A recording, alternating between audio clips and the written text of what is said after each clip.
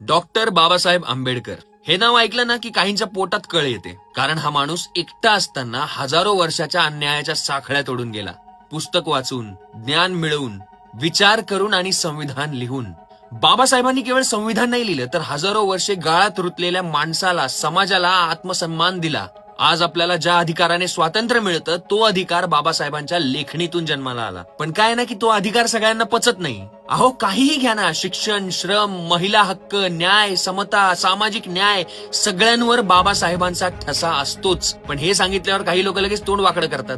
पुन्हा आंबेडकर, हो पुन्हा पुन्हा आंबेडकर.